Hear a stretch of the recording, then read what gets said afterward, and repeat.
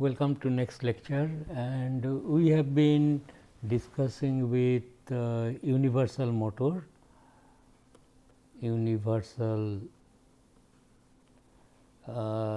motor which is actually series motor.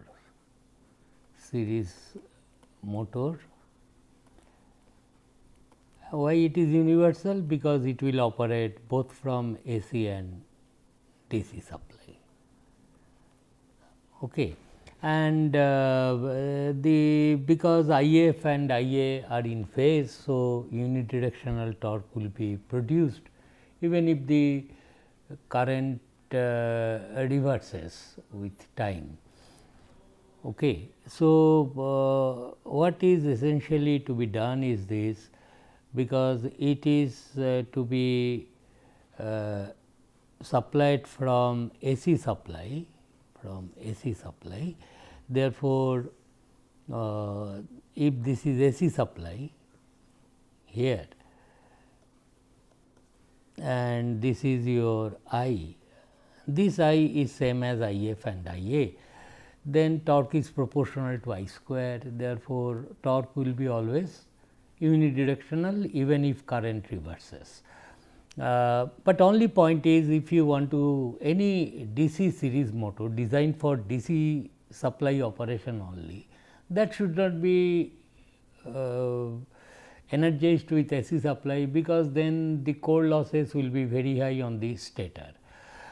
Therefore, if a series motor is to be operated both from DC and AC supply, then you must see that the stator irons are also laminated, apart from the armature is laminated. Armature is laminated in any case in DC supply also. So, that was the first thing. And the second thing is, I told you in this case, if this is the supply voltage, I will just indicate, I will really not analyze, but tell you fairly well, so that you will be able to also calculate power, torque, what not, by drawing the phasor diagram of the machine. For example, since this is a series circuit, this is the applied AC voltage V, and suppose the machine is running at some speed n and electromagnetic torque developed is equal to load torque, then it will run at steady speed. Those things are there, this is the electromagnetic torque. Then your thing is that the phasor diagram tells me that it will be equal to applied voltage should be equal to this I, this current phasor I, into there will be resistance drop RA and RAC plus of J I series field reactance, say XAC, plus armature will also have some inductance X A, and plus the back EMF, This will be the equation.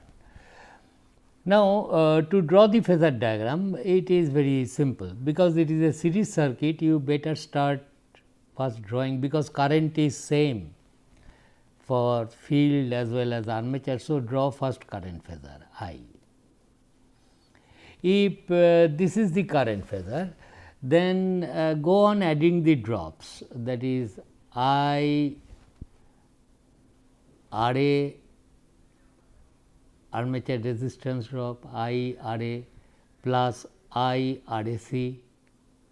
The resistances are of the same order, very low, this plus J IA I X series field plus J I armature reactance. This will be this term, this term, this term, this term. and the remaining terms is your E b, and E b is proportional to k phi n. Phi is the flux per pole and phi will be here, is not, because flux per pole will be in phase with I. Therefore, k phi n is the back EMF produced, and back EMF will be therefore in phase with this one, because E b after all is proportional to k flux per pole into n. Phi is time varying, n is constant, it will unidirectional torque, rotor will respond to average torque, whatever it is, and therefore, this thing will be the supply voltage, and this will be the power factor angle theta at which the machine will operate. Therefore, what you do is this, if you know the supply voltage, how much current the machine is drawing, so you will be able to calculate back EMF. E b is equal to V minus this drops, take this on the left hand side, and then the power you can easily calculate how much power is converted to mechanical energy, that will be E b into I a, just like that. Sometimes what is done to, so you see compared to DC operation, its drops in the machine will increase because of the reactances of the field and armature winding. What you can do is to reduce this drop further, you can use a compensating winding. Compensating winding to reduce I a I x a drop. How? Idea is simple. This is the field,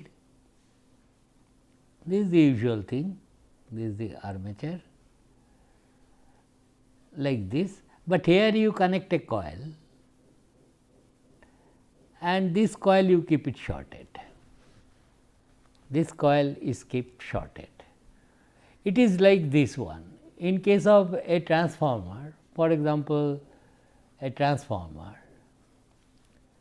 suppose I keep the secondary open circuited, what will be the reactance between these 2 points? If you connect a supply, it will see a very high reactance, is not. But if you short circuit this, what will be the equivalent reactance seen between these two terminal? Only the leakage reactance. So, here there is a coil here, armature coil, which is like this. So, it will have now armature flux, which is time varying. Therefore, there is a coil here whose axis is same, there will be induced voltage and it is shorted. Therefore, reactance of this armature will be now only leakage fellow, just like this one. Therefore, some compensating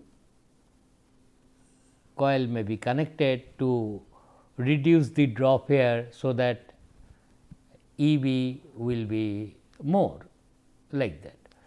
Anyway, so if all the parameters are given, you will be able to solve. Since we will be concentrating on DC supply, therefore, I will not go any further to this one, but only thing I will say, mechanical power will be E b into I a or V into I into cos theta is the real power.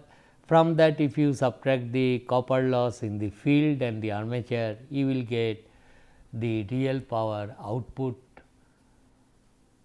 that will be equal to the gross mechanical power developed by the machine. So, anyway, with this rather conclude the series motor as well. Okay. Now, I will today tell you about some testing on DC machines, testing on DC machines.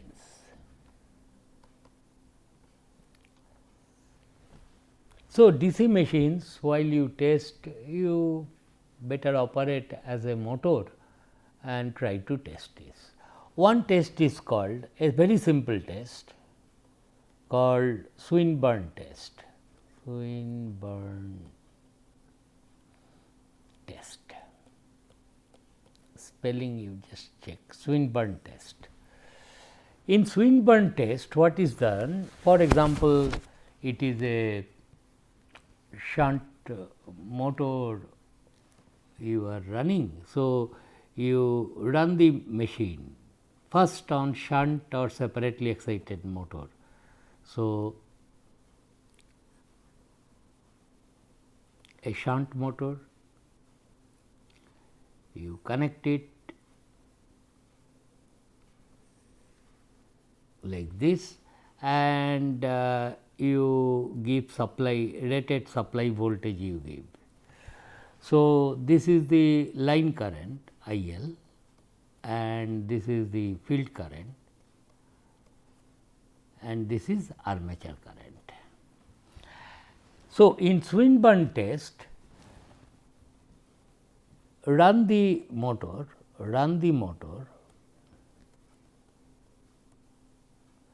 under no load condition, under no load condition. What does this mean under no load condition? That is, on the shaft of the motor I have not connected any load torque, no opposing torque is acting so far as load is concerned. However, opposing torque is acting because of friction and windage, is not? Some little opposing torque will be acting, that is why it will run at a constant power and the current drawn in the armature circuit is I A 0 is called the no load armature current, because no load operation. So, whatever armature current it draws, it should be called no load armature current.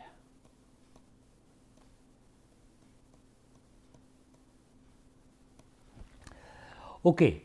So, a little bit of mechanical power is developed that will supply the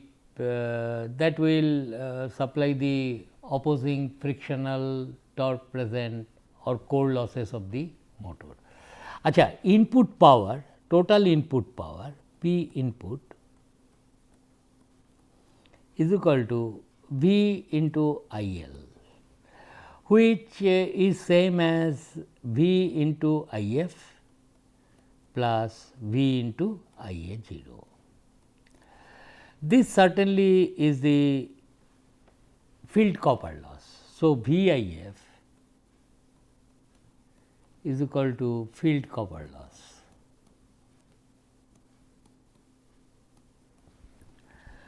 Therefore,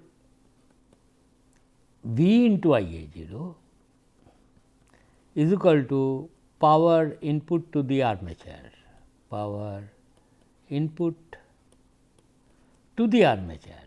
Here V into I 0, power goes to the armature, power input to armature.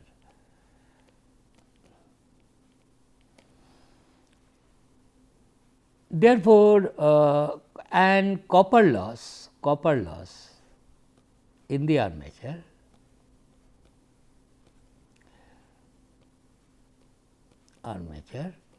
is equal to I A 0 square into R A. You know what is this? This is R A and there is some back EMF, no load condition. So, copper loss in the armature is this. Therefore, gross power developed by the armature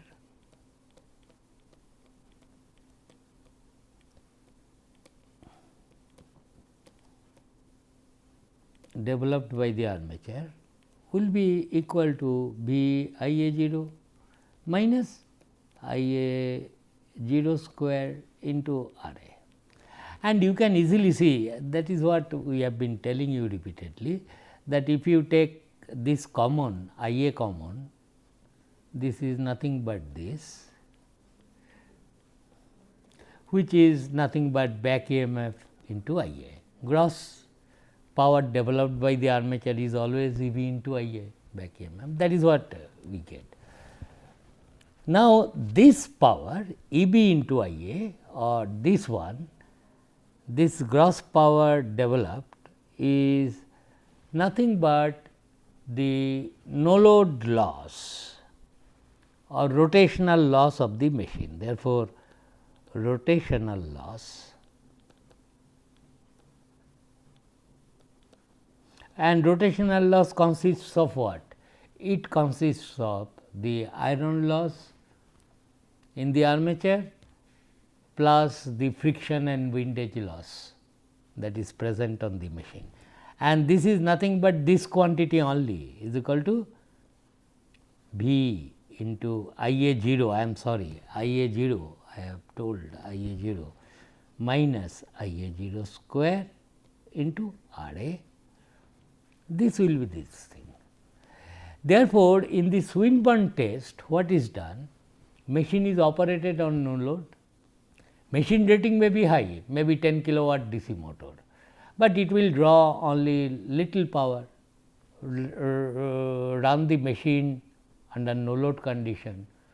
So, to conduct the experiment, you require only machine will draw only the no load current IL 0 under no load condition. Okay?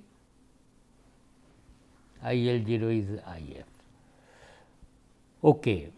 So, this rotational loss is what is estimated from Swinburne test.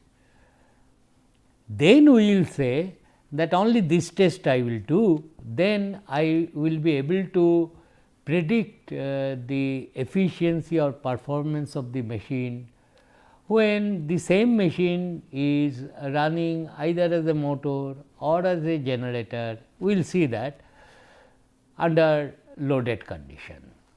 So, from this test merely will help you to estimate the pre-rotational loss.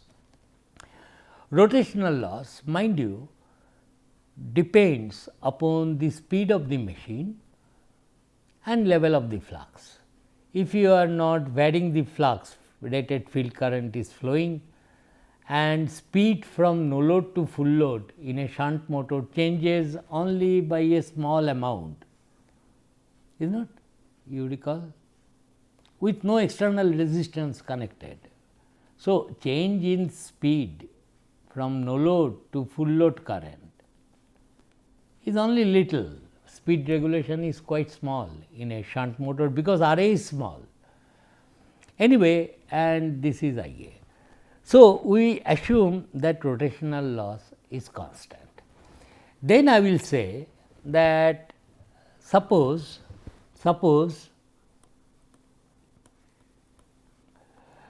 the same machine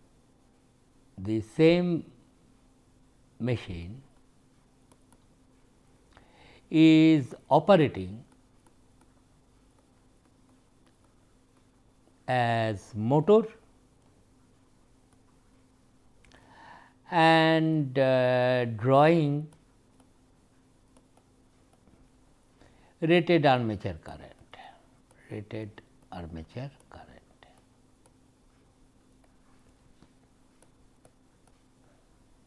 say IA.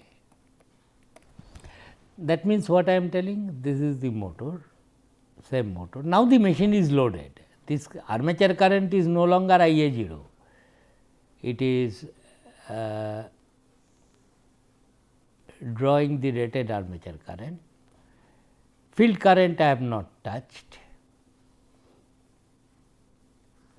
So, this motor, that is loaded machine, I have put now mechanical load, loaded machine, loaded motor, and same rated voltage I have applied. Field current is not going to change because I have not touched the field circuit. V by RF is the field current, and now the machine is loaded, direction of rotation, there is sufficient electromagnetic torque and so on, and load torque is equal to electromagnetic torque, and this is the situation. Now, how to calculate the efficiency of the machine, predict the efficiency of the motor now, the motor. What is known? P rotational loss is now known, from where? From Swinburne test. Okay. Then I will say that that input power, I mean I am writing once again so that you understand. This is the line current now. So, total input is equal to V into I L, field copper loss is equal to V into I F. So, armature copper loss equal to I S square R A, is not? This will be the thing. So, power input to armature copper loss is this. So, power converted to mechanical energy, I could write straight like this here, this is E B. So, from this you subtract this and this. Okay. So, power, gross power converted to mechanical,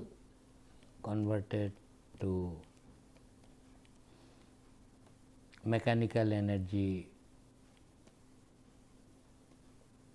will be equal to V into I L minus V into I F minus I S square R A, like this, and I L minus I F is same thing. I am really doing I A minus I S square R A, which is nothing but E B into I A.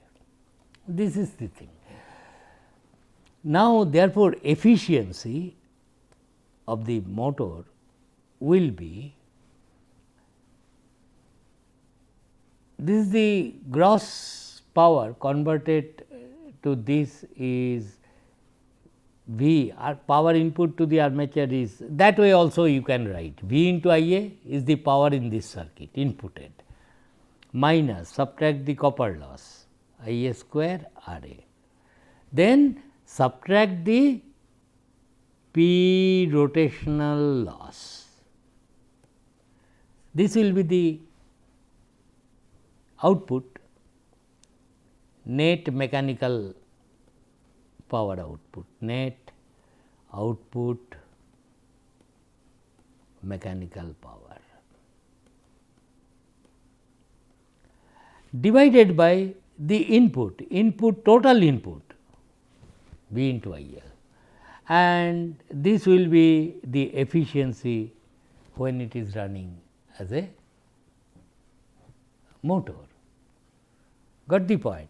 Therefore, you assume any degree of loading, 50% loading, I A will be 50% of the rated current, plug these numbers here, you will be able to predict the efficiency of the motor at various loading conditions. Similarly, if the same machine is operating as a generator,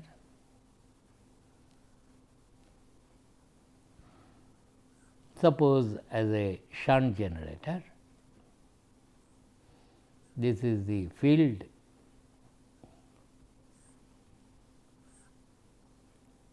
and here is your load. So, this is the load current and this is the field current, and this is your IA, isn't it? This will be the thing. So, here also I will say that, and the machine is running at speed n, which is close to the rated speed of the machine. Field current, here it is rated voltage. So, the efficiency as a generator, it will be, for a generator you first calculate, it is easy to calculate the output power of the generator. What is the net output power? If this is the terminal voltage, V into IL, this is the power output to the generator, divided by input mechanical power. Mind you, there is a prime mover now, prime mover, which is driving the machine with speed n. So, VIL is the output, and what will be the input? Output, that is VIL plus all the losses. What are the losses? V into IF, field copper loss in this circuit, plus armature copper loss, IA square RA, this is RA, and this is this, here it is not generated voltage EG. So, VIL plus VIF plus IA square RA plus the rotational loss, and this power I specifically write is the input, must be the input mechanical power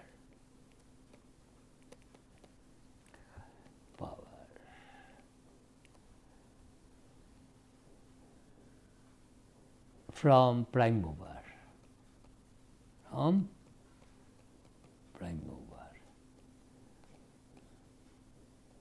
because in case of generator you have to connect a prime mover, that is the source of all the power to the system. So, in case of generator it is very easy to estimate the output power, divide it and get the input power. Similarly, here also you can predict the efficiency of the generator at various degree of current supplied to the load. Mind you, here it is IL is equal to IA minus IF, applying KCL at this point. So, this is how you can do it. So, this is the simplest test, Swinburne test. Run the machine as a motor under no load condition, estimate the rotational loss, okay. Estimate the rotational loss, this fellow from the, it is running as a motor. Since it is running as a motor, in case of motor what happens is this input power is very easy to calculate, V into IL, from that you start, go on subtracting the losses. If it is running under no load condition initially, then I mean the earlier one, if it is running under no load condition. So, current drawn is IA 0, IL 0, there is some opposing torque present which is very little because of friction windage, and also there is power loss in the core.